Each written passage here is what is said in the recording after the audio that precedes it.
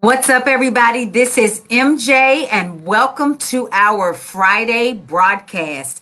If you were with us for this past month of March for Women's History Month, International Women's History Month, I hope that you enjoyed the International Melanated Liberation Summit, where we featured, I think we featured 9 different Black female CEOs who were sharing their tips and tricks for how they are making it as self-employed entrepreneurs. We had a couple of technical glitches, and so we weren't able to get through everybody, but we're going to bring back those that we missed. But I hope you enjoyed it. And I also hope for today's topic, because it's everybody's favorite. Get out your notepad and pens, because we are going to be talking about money. Money, money, money, money, money. The reason, or at least one of the main reasons that you are going into business for yourself, opening your shop, opening your boutique, is because you want to be able to create financial freedom, independence, liberate yourself from your cubicle prison, and step into a lifestyle of being self-employed and being able to support yourself and build wealth and leave a legacy. And it takes money to make money. That's the first thing that you need to realize. So many people are out here making the mistake of thinking that there's some kind of a free, cheap, low cost, risk free way to build $1 million retail empire. And I'm here to tell you, regardless of what they're telling you out here, it is not true. Yes, you can hook up with a multi-level and do something, but you're, as a multi-level, are not in your own business. I know that's going to shock some people, probably piss some people off. But when you're doing MLM, you are supporting somebody else's brand. But when you are ready to build your own brand in your own shop, selling your own products, or even if you're selling somebody else's products, building the brand yourself of how you do things and where and when you do things, it's going to take money to do that. And it's not just going to take a couple $100 or a couple of $1,000. It's going to take some real money. So we have to figure out how to fund our business before we get started, or we're not going to make it off the ground. The fact is that most businesses who close their doors, which the majority of businesses do close their doors in the first 10 years or so, but the majority of businesses that close their doors in the first year or two, it's often not because they don't have a great idea. Like you guys out there, you have some phenomenal products. I talk to women every day. They tell me about their ideas for products that they have made, products that they are reselling for other people. And you guys have some amazing ideas for things to sell. It's not for lack of a great idea that a lot of these businesses that you never end up hearing about. Most of the time, it is because businesses are undercapitalized. What does that mean, MJ? An undercapitalized business means that even if you have a great idea, it's going to take a while for it to gain some foothold. It's going to take a while for you to get your name out there. It's going to take a while for your customers to start becoming advocates for your brand and rebuying and sharing and all the things that it takes to really get some momentum. In the meantime, you have to keep the lights on. In the meantime, you got to pay some bills, not only your personal bills if you're out full time and you don't have a job anymore, but also pay the bills of the business. If you have a physical location, the rent. Even if you have an online business, the overhead can be lower, but there is still overhead involved with that. And to create that churn, create that that overturn of inventory and things of that nature, you need to have money. So a lot of businesses are closing early, not because they didn't have a great idea, but because they didn't have enough money to sustain the business until the great idea took off. And I don't want you to be out there spending all kinds of money, spending all kinds of time, blood, sweat, tears, energy on a great idea that still doesn't come fully to fruition because you run out of money. It takes money to make money. Let me grab my notes here. It takes money to make money. And if you're not willing to go out there and get the funding that you need for your business, then you can't be surprised if it does not succeed. I know we want to just be able to support our businesses with a couple $100 that you can come eke out of your paycheck every month. But I'm telling you, for those who are out there that want to build a $500,000 or $1 million or $5 million brand, it's going to take more than a couple $100 out of your bank account at the end of the month on an inconsistent basis to create the momentum you need. We're going to be talking about the best places to find startup money, money, money. And we're going to talk about 4 main categories of places where you can get money for your business. Because here's what else is true. You know, I love to say that. Here's what's true. Banks, PNC, Chase, all these regular banks are not in the business of giving out big dollars for startups. They're not. Banks are in the business to make money, not lose money. And they don't see a brand new startup business from a brand new entrepreneur as a good risk for them. They want to know they're going to get a return on their investment. And it's a big risk for them to take a chance on a person who's never owned a business or never owned this type of business and things of that nature. That is why a lot of people don't get business loans. A lot of times those standard bank business loans, they want to see that you've been in business for a while. I was looking at one the other day that the requirements were, I think you had to be in business for a year and have $100,000 in revenue. That kind of a bank loan is clearly not for a boutique startup or any type of a business startup. And that's okay. That's not your funding source. But there are at least 12 different places where you can locate startup money that have nothing to do with traditional bank loans. And you've got to be willing to beat the bushes, take a risk, and get that money. I say take a risk a lot because if you're looking for a way that does not scare you, if you're looking for a way that's foolproof, if you're looking for guarantees that you will be able to make the money back, that's not what entrepreneurship is about. There are a lot of people who started out even at the beginning of last year or had been open for years before COVID-19 came, and now their businesses are closed forever.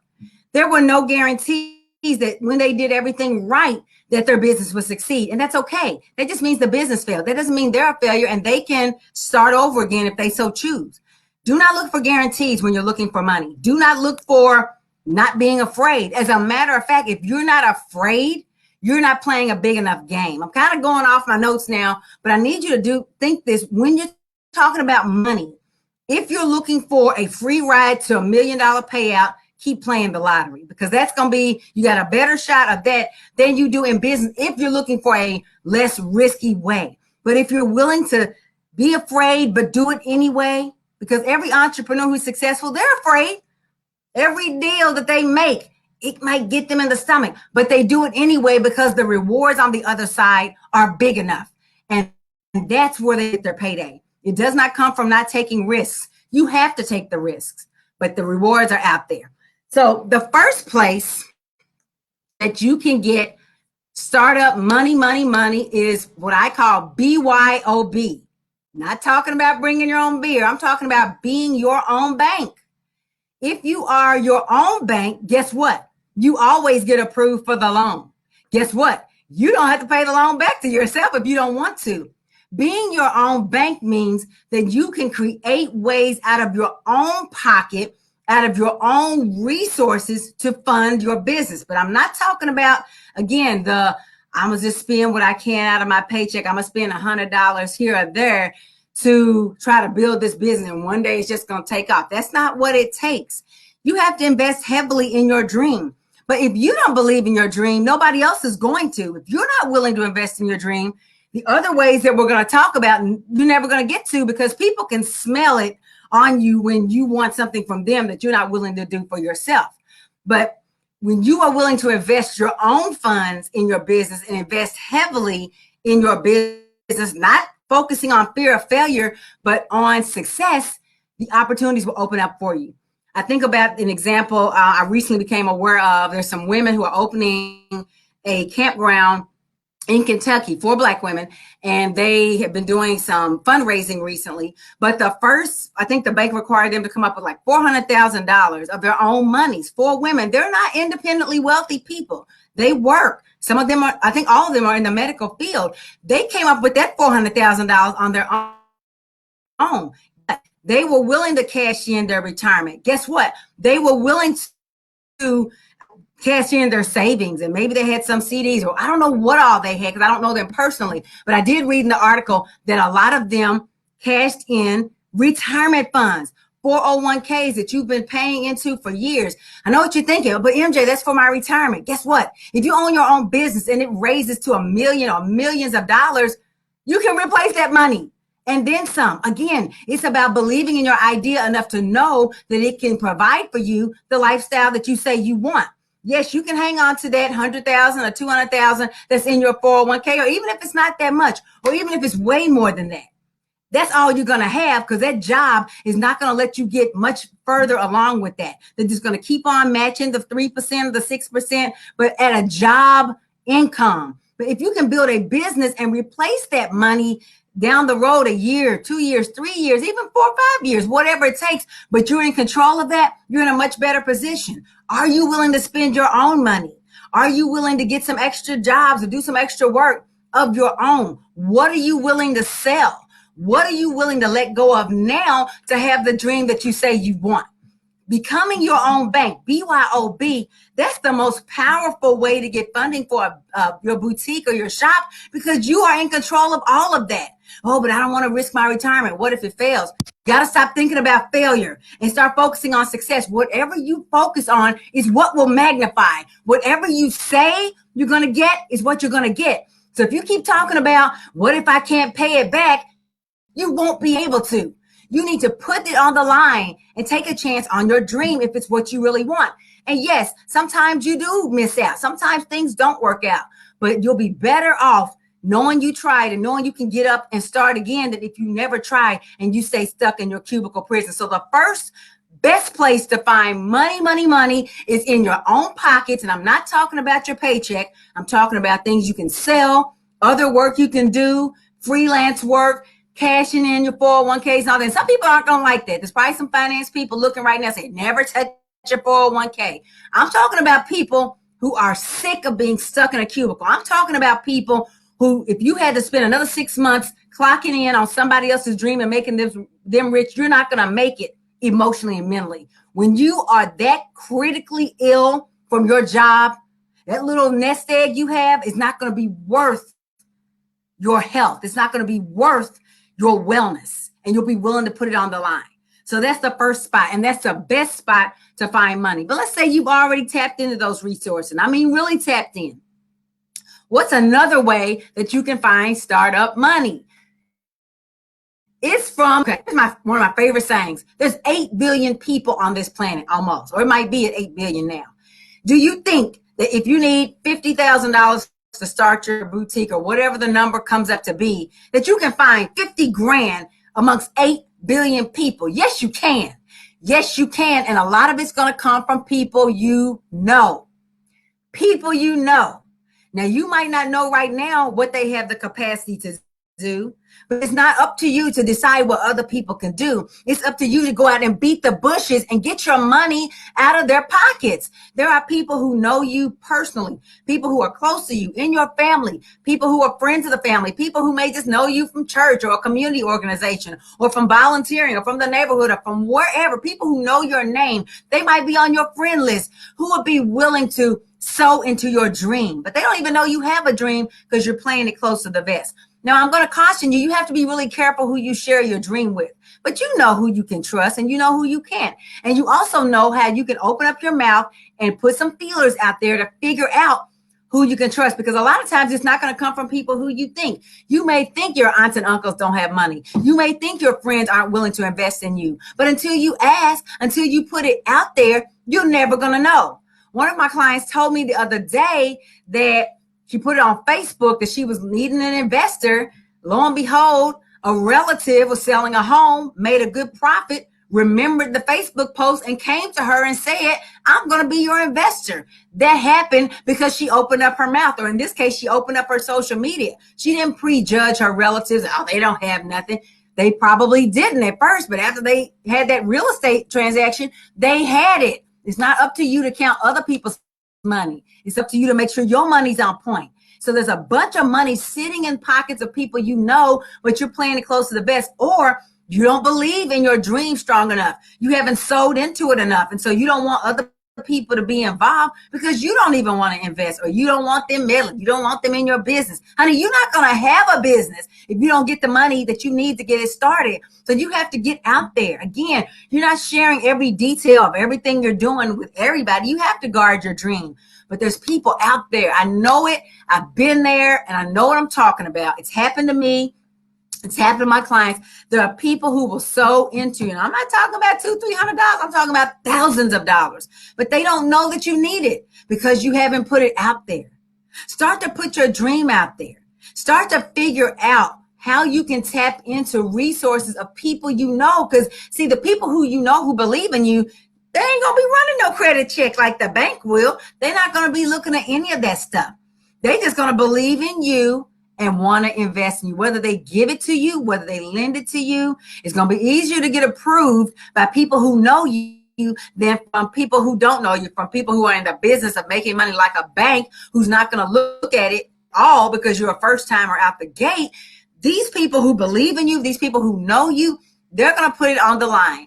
And I know it. I get it. Sometimes you don't want to deal with family. Sometimes you don't want to deal with friends. But I'm not talking about those folk that are bad people. I'm just talking about those that might be a little bit annoying or whatever. Guess what? Sometimes you got to swallow your pride, because if you think borrowing from an aunt or uncle or grandparent is rough, try coming late to the bank, or try trying to convince a bank, a major corporation, that they should believe in you when they don't even know who you are. They're not going to do it. They're not going to do it. But someone who loves you might. And yes, they might ask a lot of questions. Yes, they might get on your nerves sometimes. Yes, you may be beholden to them. Yes, they may want a small portion of ownership. I don't know what the situation will be. But right now, if you're looking for startup money, you don't have it at all. So why not figure out, a lot of people are looking for an investor and they think the Shark Tank is going to open up their doors. Shark Tank turns down a lot of people. And those type of investor groups, they're just men and women. They don't know everything. So they, just because they can't see it, they can say no because it's their money. Well, your family member, they might also not see it. But if you answer a few of their questions, they may feel comfortable enough and put their trust in you and your belief in it, and they ride with you. So people you know is a huge source of startup funding. Do not sleep on it. Let go of that attitude of, I don't want them to know what I'm doing.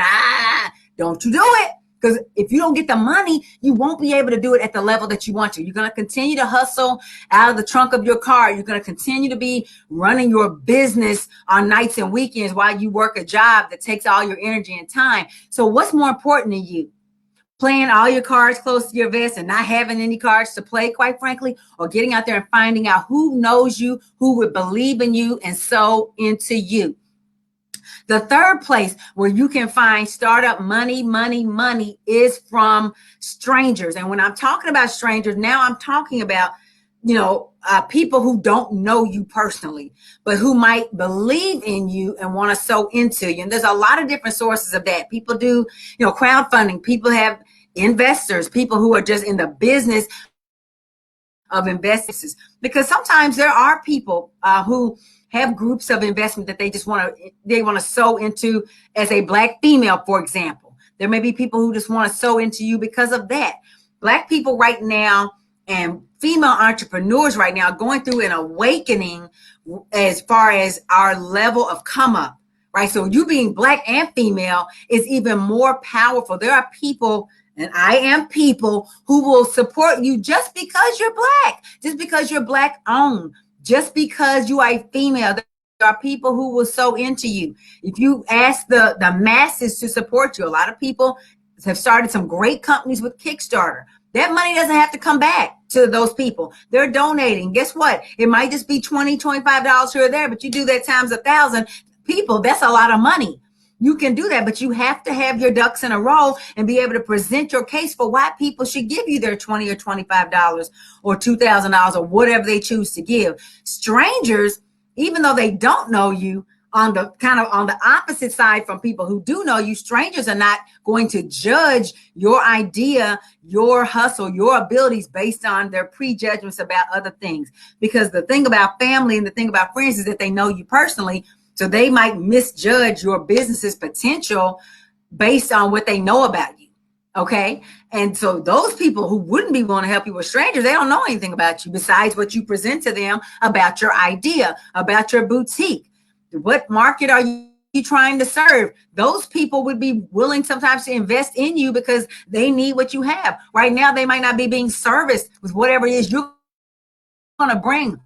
Hey, once I open my business, I will be able to provide this service to you guys. They may be willing to pour in. Remember those women I told you who are starting the campground? I use their example a lot because it really underscores what I talk about all the time. After they got the first 400,000 out of their own pockets, then the bank said they needed another 300,000. They got investors and other people to pour in. Why? Because there's a lot of people who want to see a Black female owned campground. It's actually called a glamp ground because it's not like a regular roughing it campground.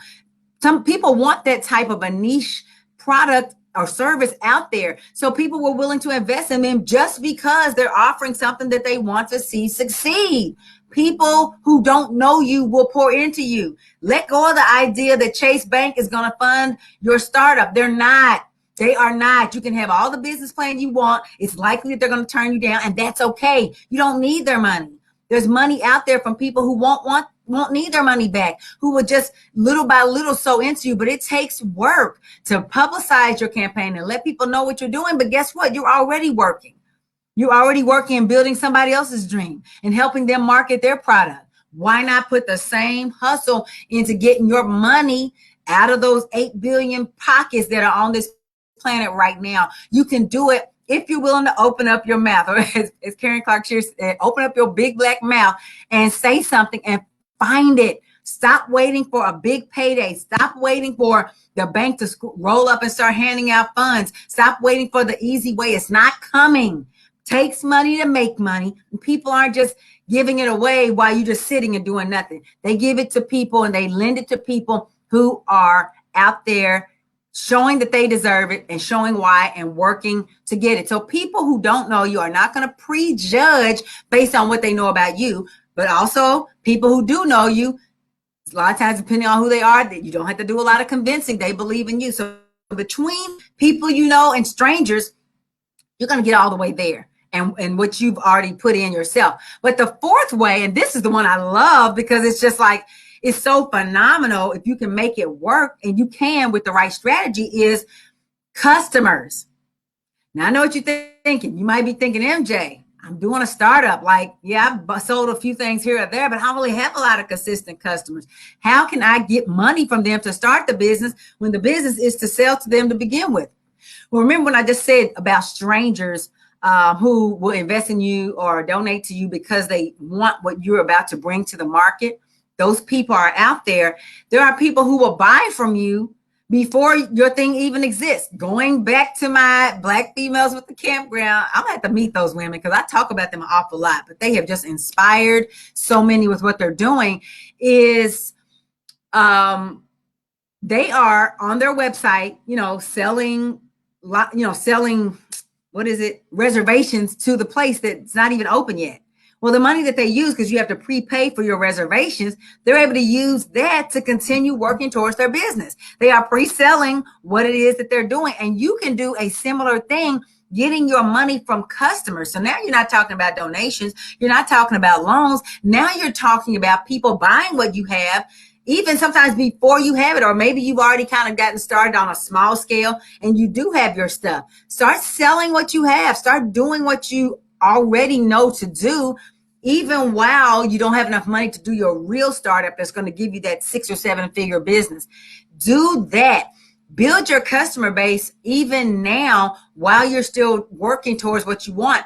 Tell people why they're doing it. So don't just frame it as, I just want you to buy this one thing just to have it. Frame it as they're sewing into your business. Frame it as they're going to be a part of the start of something new. You have to make people want to be a part of something bigger than what they are, bigger than where they are in their life right now. And helping somebody like you, a Black female who is starting a shopper boutique, that is huge. Every Black person, every Black woman, every woman, period, who's able to launch a business, we chip away at the patriarchy that runs this country. We are the backbone of this country, yet we're treated like the underdog. We're treated like we don't matter, but everything out here, all the evidence points to the fact that you do matter. So people are out here more and more, as this last year has shown us so much more about the fabric of this country in particular. People are willing to invest and buy from you. Again, I talk about people like me who 100% hashtag buying Black.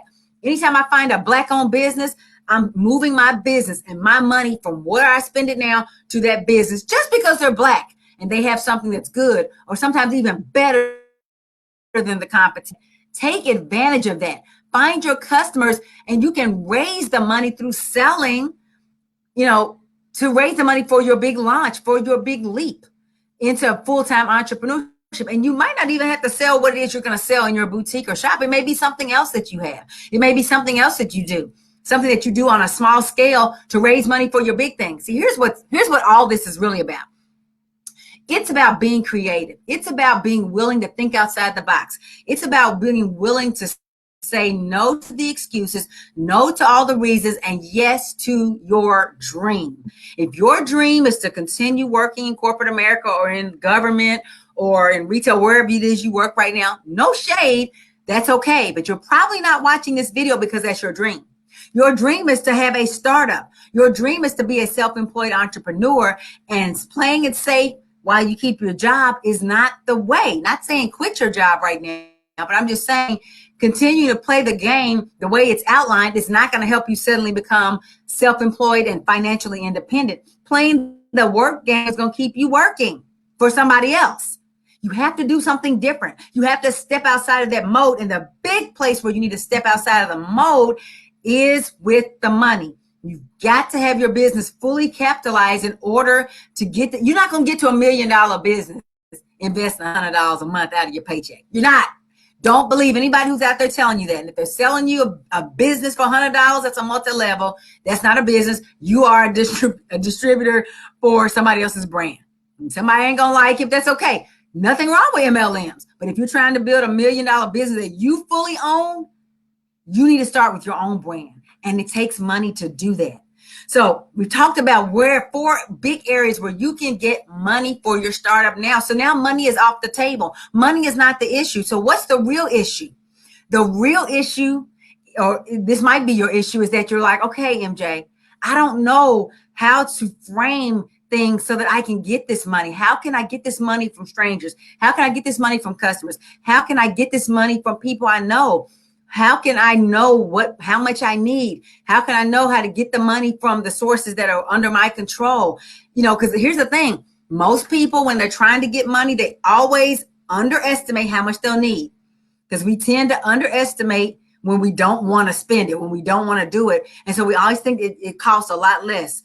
So if you don't know how to figure out how much money you need, you could do all of this work to get the money and still not have enough. It's better to overestimate and not need it than to underestimate and not have what you need. But maybe you don't have the skills. Maybe you don't have the strategies to help you figure out what you're going to need and how to implement all these ways. Because even though it's just 4 categories, there are, like I said, at least 12 to 15 different singular spots where you can find this particular money from these 4 major categories. And you have to know how to implement and execute on those to get the money. You have to be willing to invest in yourself and let other people invest in you if you want to get to that $1 million lifestyle. That's what most people want.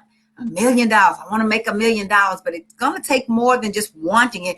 It's going to take doing some strategic things. And if you need help getting this money that you know you're going to need for your business, you're convinced that you need the money, but you don't know how to get it, it's easier said than done, then I invite you to reach out and book your free breakthrough call with me so we can get you started towards getting that funding now. MelanieHunter.com/chat. That's Melanie Hunter with 2 L's.com/chat. Let's have a conversation. It's a free call. We'll talk about how much money how much money you think you need, what you're likely that you do need, and what your struggles are with getting that money. Why are you afraid? Why are you holding back? What's keeping you stuck in your cubicle prison? Then we're going to look at your dream. Where do you want to go? Are you serious, or are you just talking? If you're serious, then we're going to map out a game plan to get you there as quickly and as profitably as possible. And if it's a fit for you and me to work together, we're going to get started right now, moving you towards that dream. But it starts with this conversation. It starts with a phone call. It starts with a decision on your part. Are you sick of making somebody else rich? Yes, then we need to talk. If you're not sick of it, no shade, stay where you are. But it's not enough to say, I want more. If you're not willing to do what it takes to get more, then you're just talking. But if you're done talking and you're ready to act, let's talk now. MelanieHunter.com/chat. And let's start working on your dream of building the shop or boutique that's going to set the retail industry on its ear and make you and your brand and product a household name. Let's talk soon. Hope you've been taking notes. I hope you enjoyed this training. We'll be back next week with another series of trainings on Monday, Wednesday, and Friday. I usually go live with you.